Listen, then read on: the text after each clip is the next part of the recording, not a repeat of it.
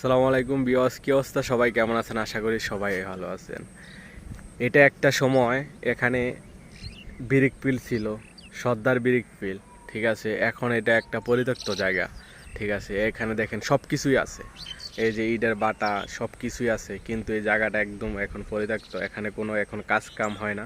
এই যে এখানে মাছের চাষ করা হয়।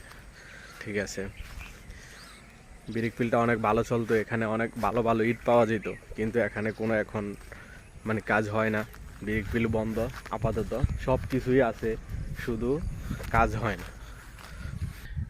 দেখুন এই জায়গায় কিন্তু সব আছে, লাখ লাখ টাকার যন্ত্রপাতি, ট্রাক্টর, ইট বানানোর মেশিন। ঠিক আছে, ডিজিটাল মেশিন, ইট বানানোর, যেটা হাতে বানায় না, ডিজিটাল মেশিনও ছিল এখানে।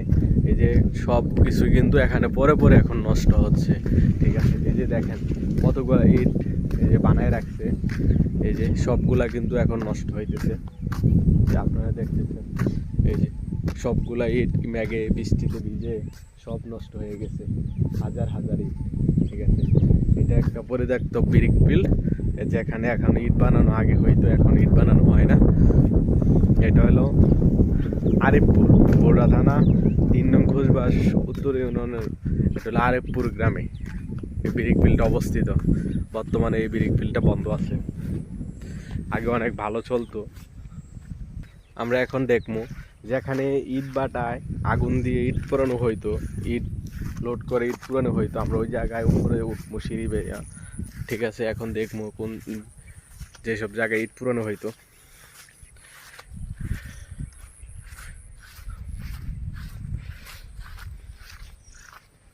এই জায়গা দেখি, উপর উঠি, উপর ওঠার পর দেখতে পারবো এখানের কি অবস্থা পরিস্থিতি।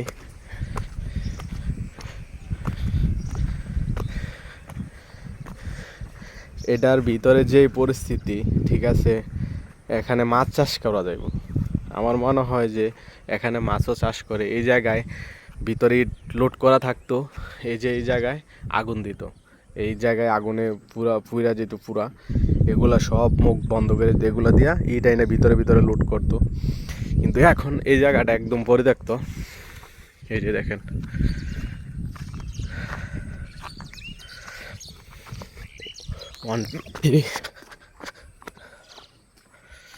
কি সুন্দর জায়গা।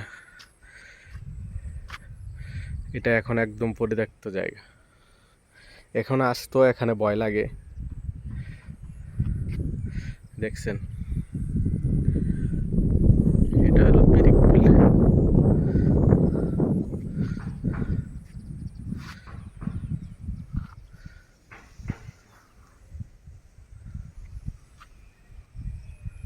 জায়গাটা অনেক সুন্দর, ঘোরার মতো একটা জায়গা, চাইলেও আপনারা ঘুরতে আসতে পারেন।